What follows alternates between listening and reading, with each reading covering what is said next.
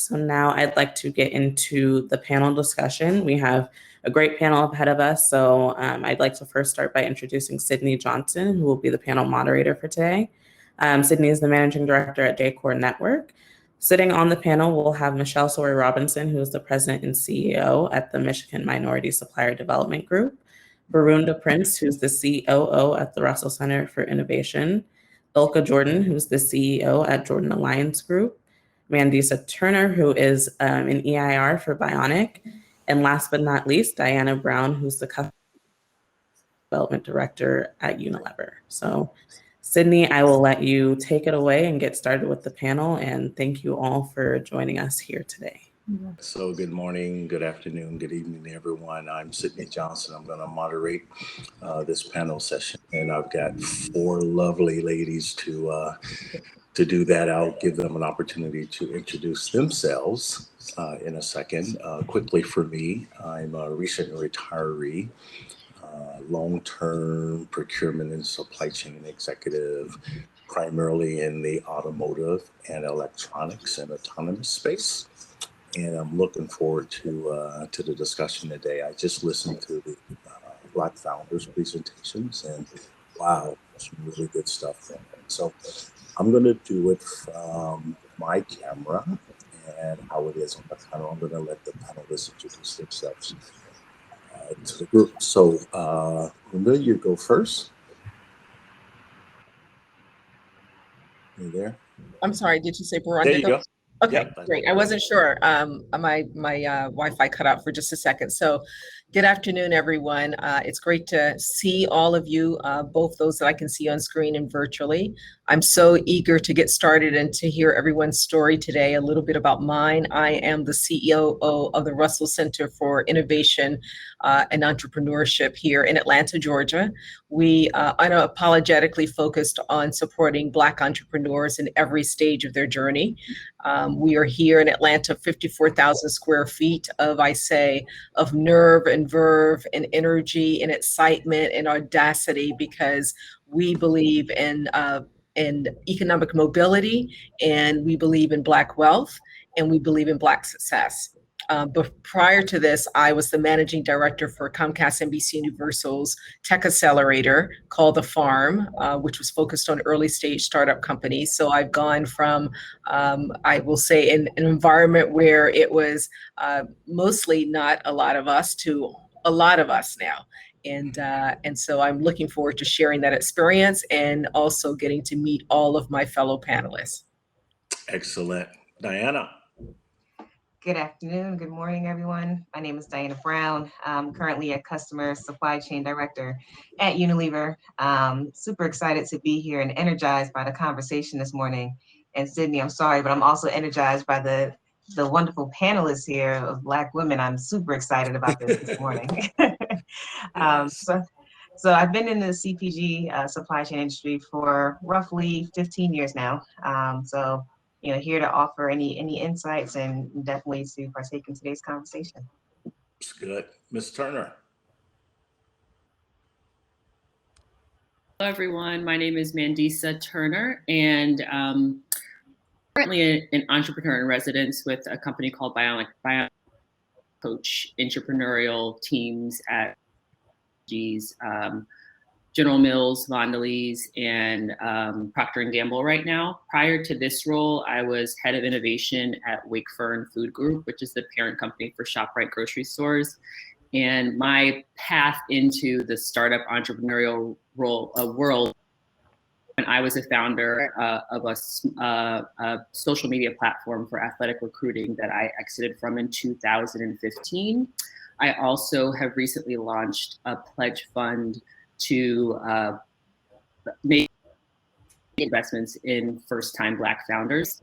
And I teach entrepreneurship and strategic management at St. John's University. So a lot going on. Excellent, excellent. Ms. Robinson. Good afternoon, good morning to some. Michelle Sori Robinson, I'm the president and CEO of the Michigan Minority Supplier Development Council. Our mission is pretty simple. We exist to drive generational wealth by connecting minority-owned firms to corporate partners that can be government agencies, educational institutions, or major corporations. Based here right outside of Detroit, Michigan, but spent most of my career in retail, actually, at Walmart and Home Depot. Created supplier diversity programs literally from scratch for those organizations, and helped in really identifying ways to do well while doing good.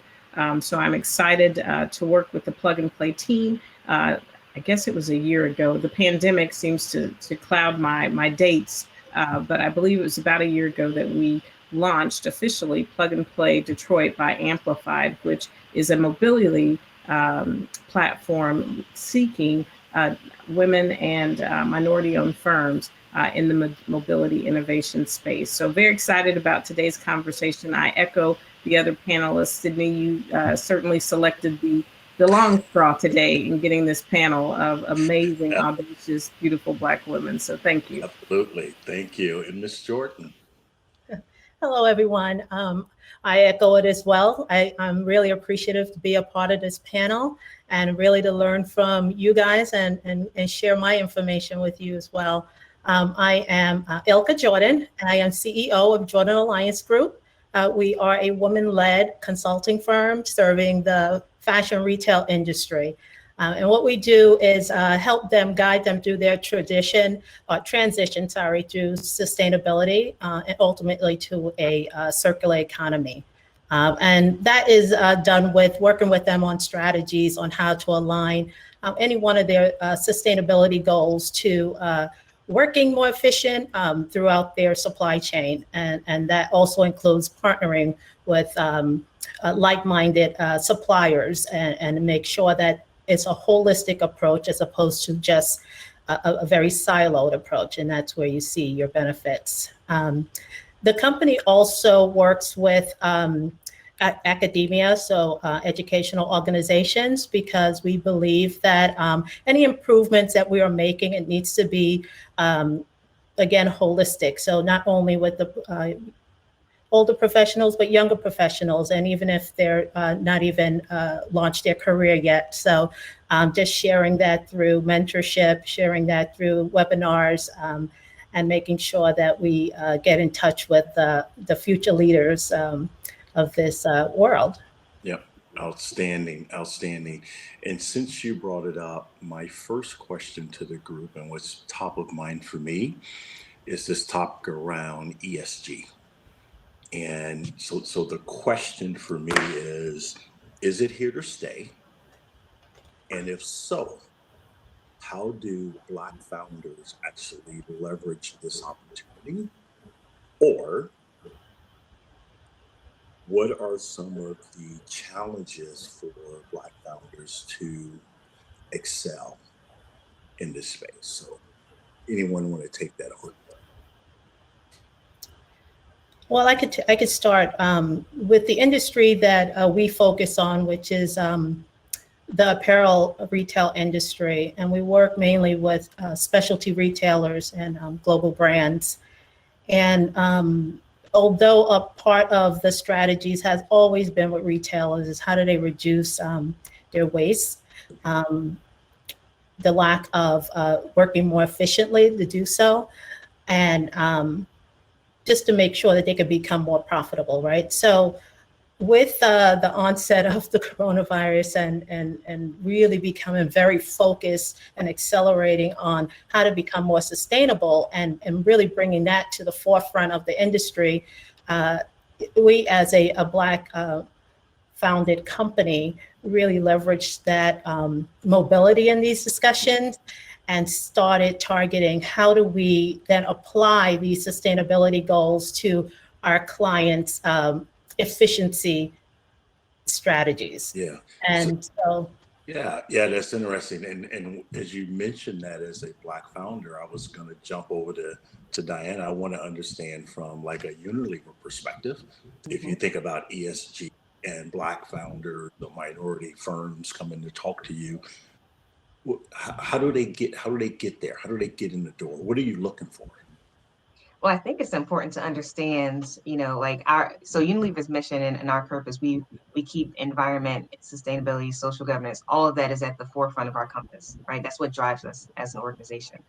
And so when you're looking at, as a founder, what you're going after, what you're trying to pitch, I think keeping all of that in mind in terms of how we look at sustainable sourcing, what we understand to be a driving force for climate change, right? What our commitments have been publicly, aligning that to your compass and ensuring that you're delivering that need for us is definitely an essential way to get your foot in the door per se. I think it's something that's here to stay. It's not a trend, right? It's definitely a movement forward. And if we look at how we're operating as a country, what the focus is right now in terms of climate change, and I think it's something that we're going to start seeing a lot of companies take into account as they build their purpose and their mission, right? Or reframe. And then conversely, as a Black founder, you also want to think about the community compass aspect, right? So what community is disproportionately impacted whenever there's a failure in terms of the environment or environmental impact, right? Yeah. So you almost had to think about it like, I want to take care of home as well. So how do I now ingrain that into the pitch, into my culture, into what I'm going after, what I have to do? That's good. Good. If I can just build on that for a minute, Sydney and Diana, I think you're exactly right in terms of saying that it's here to stay. If you look at report and study after study, it shows that those corporations that have a sustainability focus perform better financially. So it comes down to money. If nothing else, even if it's not behavioral, even if it's not authentic, it's really because the money. You can see that because you see that good governance doesn't really, it's not relegated to one area or another. So if you have good governance and transparency, environmental footprint, and diversity, that will tend to mean that bleeds over into good governance and practices like financial practices, marketing, branding, and so all of those things are tied together. The other things that are conspiring or converging to really push this is really customer loyalty and employee retention. So customers are now looking for products and companies that are supporting environmental issues. Employees are now looking for ways to engage, and they are really attracted to those companies that are making this a priority. So there's a number of reasons why this is here to stay. Good. So I'm going to shift gears, and Michelle and Medessa, these are, I think, fit well for the things that you're doing. The question is around incubators and accelerators. What are advantages for Black founders for participating in these types of environments? And then Michelle, you can also give us a little bit of color on what you've learned so far with the mobility incubator truck. So the two ladies would take that one. Sure. I'll go first. And I would simply say, I think when you look at what we've seen thus far with incubators, at the end of the day, I think for Black founders, it's all about access. One would have to believe we're short on talent to believe that the equity gaps and the lack of representation that we see in particular industries, you'd have to believe we were short on talent to believe that those gaps were there just because no one existed because they weren't talented enough. This is really a game of access, and access to contracts, access to knowledge. So understanding about RFPs and the R&D efforts of corporations well before it hits the street, because by the time it hits the street, it's far too late. Incubators give us the platform to be able to educate people, give them access to real decision makers with real opportunities to engage. And I think for far too long, we've seen diversity programming that was well-intentioned, but it was nothing more than marketing, because it didn't do what Diana just described. It didn't allow you as Black founders to bring to corporations ideas and solutions that took into account their corporate frame framework and their culture as to what it was that was important to their company and their overall business objectives. The final thing that I would say, probably one of the biggest ahas since Plug and Play Detroit by Amplified, are the number of people who are surprised at the talent that is latent, the talent that simply needs access and opportunity. So I say the time is now. There is great attention, as I heard in your prior panel in the piece that Dominique shared before. There is great awareness and a lens unlike ever before on these programs. So leverage that as your opportunity to share the solutions that you bring. Good, thank you. Ndissa? Yeah, and to build on that, I'll say that there's so many ways to either start your entrepreneurial journey or further it depending on where you are in the process of building your business. But all incubators and accelerators are not created equal. I've seen lately, there's a lot of companies that are asking people to pay to participate when they don't even have really much more than an idea. And for those people who are new to this space, they may hop on that and find that they're not getting much out of it. So I would say for entrepreneurs to interview the incubators just like they're interviewing you, to talk to people who've gone through the incubators to learn about what the benefits were of participating, and to not spend your money. There's too many ways for you to connect with organizations that are strictly for education, because at some point, early on in your journey, that's really important.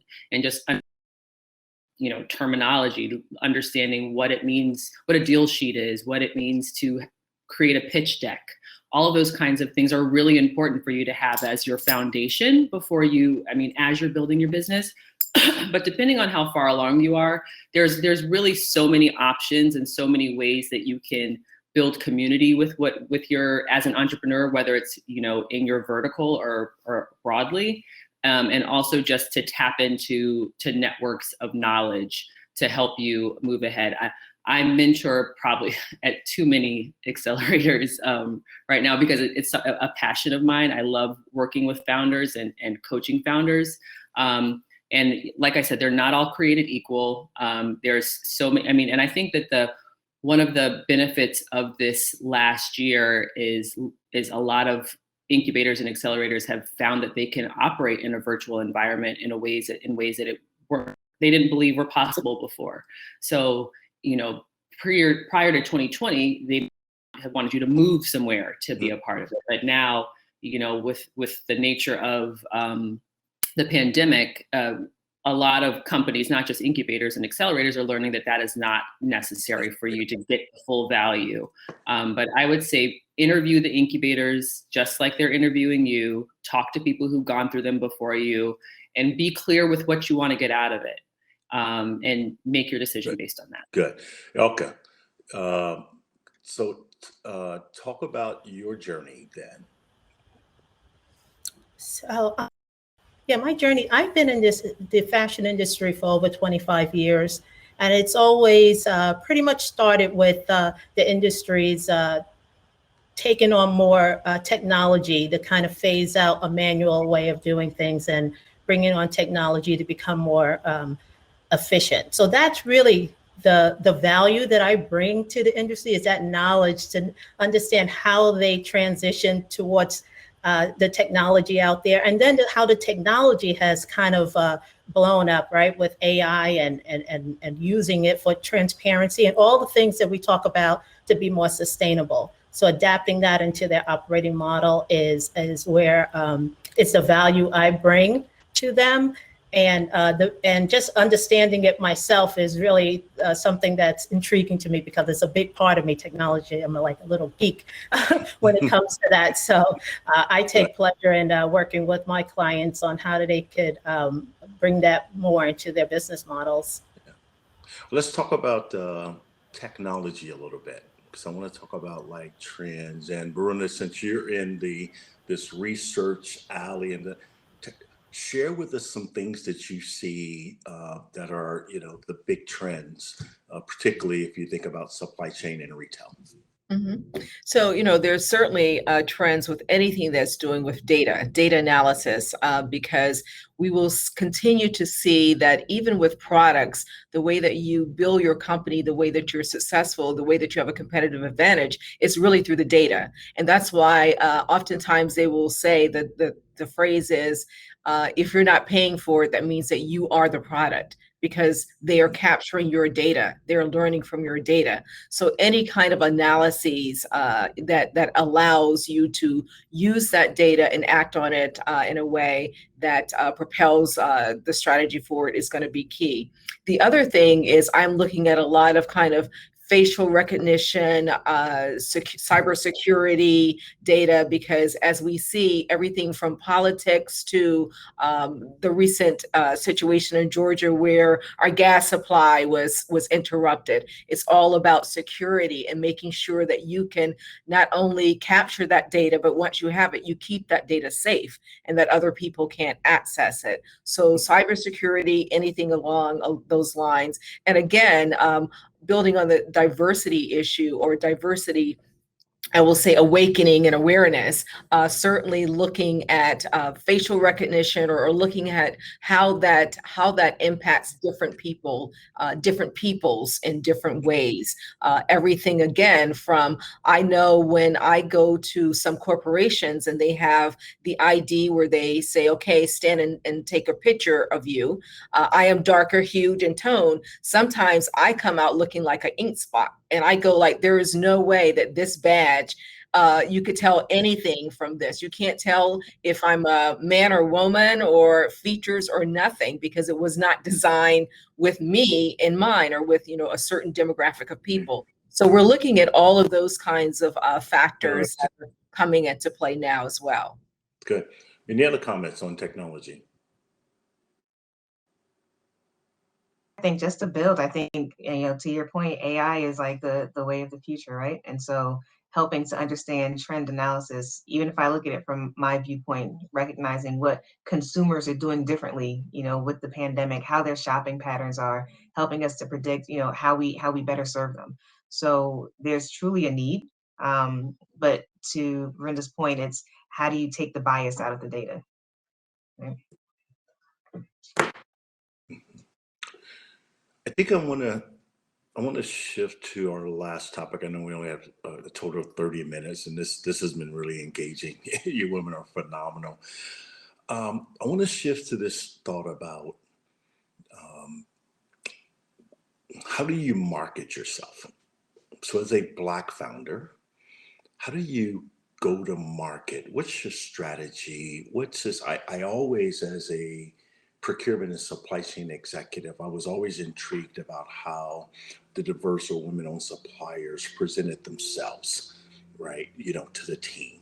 So I'll throw that out there that in my mind, it was always about how do you stay in the lane of presenting the value prop around the problem you're trying to solve versus your ethnic background or your gender or et cetera. I'll throw that out there. It's like Michelle's off the mic. She's ready. I'm off the mic. I am off the mic. Look, at the end of the day, your race and ethnicity certainly does give you a lens and a perspective that is valuable. And in the last year, we have finally seen some people for the first time recognize that value. When we look at procurement processes, supply chain processes, the focus, however, is the value that you're bringing, the solution that you have defined that will help an entity actually achieve its business goals. That's the focus. Lead with that focus, and you can certainly weave into what I consider like this dynamic tapestry, how the experiences and the diversity of you and your team have led to that solution. Because I think to Barunda's example there, I'm thinking, I totally get it. As a woman of a darker hue, typically with those corporate cameras, I turn out a spot on a photograph. So when you look at things like that, I can tell you most of my counterparts have never thought about that. But because of diversity, we have the ability with our teams of people with many different experiences and backgrounds to bring solutions to corporate America, to bring solutions to corporations around the globe that solve issues, solve problems in a way that includes all perspectives. So sell with the value of the product or service that you're delivering, but certainly weave into that and be unapologetic and unashamed about the ability to bring diverse perspectives that make your decision, your solution, your issue solver the best that's in the marketplace. Good. Open mic. Yeah, Diana. I'll add to that. And I think, it's spot on. Be the solve, right? Bring the value. If you're there to disrupt, show how you're going to do so and show how you're going to propel that organization. Your ethnicity, your race, being Black, that's the special sauce, right? What you have to offer is the whole meal, right? And so just make sure you're leading with that and you're leading to feed what they need. Okay. I can just, add to that. Times what they need and what you need to be aware of is what is the specific corporation or entity that you're selling in? What do they need? What are they looking for? And part of what they might be looking for is diversity. Part of they might be looking for is that intersectionality. So that information will help to inform the way that you approach them. I say that there's not always a one size fits all approach into it. You have to do your homework and be prepared and to know what are their strategic goals and objectives. And then how does what Diana was saying, how does your solution allow them to solve a problem that they have? And back to the earlier point about it is about value. And part of your value is understanding what they need, what their problems are, and then bringing all of you, inclusive of who you are in terms of a person, who you are in terms of a leader, who you are in terms, culturally, to solve that problem for them. That's good. And I'm going to speak really in terms of fundraising. I can't remember the exact statistic, but I think in 2019, 2% of venture capital funding went to Black founders. And, we were all raised to with the understanding that we have to work twice as hard to get ahead, and I would say it's even more than twice as hard. And that expectation and that the level of acceptance that you grow up with, just knowing that that's what you have to do, comes in the thick skin that you inevitably develop as a result of this, is put right on display as an entrepreneur. Or think that if you study hard, if you have all the, have your pitch deck ready, if you're articulate and you're able to, really explain what problem you're solving in a way that is easy to digest, that should be enough. But it's never enough. It's never enough. The reality is that Blackness is something you walk in, every room you walk in, it's on display immediately. And the preconceived notions that people have about your Blackness always come to play when checks are being written. I know people would love to say that that's not the case, but that's a lie. You will meet. I've met so many founders who have amazing background, amazing education. Have been founded companies before, have been successful entrepreneurs, and still can't raise money. And then on the flip side, you'll see non-Black founders with less than half of that, those credentials, get checks written very easily. So leading with your Blackness in situations, I mean, first of all, like I said from the beginning, it's impossible not to, So finding an investor, there's a saying that I'm sure you all are familiar with, you can take dumb money or smart money. I've done both, right? I've taken dumb money because I was so desperate to have money to fund a business and to move forward. And, as I've grown older and I can look back and see these people didn't understand me. They didn't understand the problem I was solving, so they couldn't help me, and then I've taken smart money where people really, really believed in me, believed in the problem I was solving, and helped me move forward. So getting to a point where you're comfortable with hearing no, because you're going to hear it a lot, and being patient enough and persistent to wait and keep pushing until you find somebody who can provide that, you know, the push that you need, the check that you need, the connection that you need, because of, in spite of, or all of the above, to help you grow your business and to move your business forward. Yeah, thank you for that. I think we've ran up against our time. So, you know, closing comments for me. This has been outstanding. I'm actually a new, I guess, Black business owner. I don't know what it is yet, you know, after you work in, you know, 30 plus years in corporate America, and decided that I'll go sell myself. So you guys have given me a lot of inspiration and insight of how to move forward on a personal basis. I think the other thing that you've done today has helped from a lot of different angles, help our audience understand that there is not one, you know, one size fit all. There's a lot of ways to go at this. And I'm excited about what tomorrow brings. And I know that you ladies that so outstanding and gorgeous have delivered tremendously for a number of us in ours. So thank you so much, and continued success and blessings. Okay. Thank you. You. Sydney. Yes.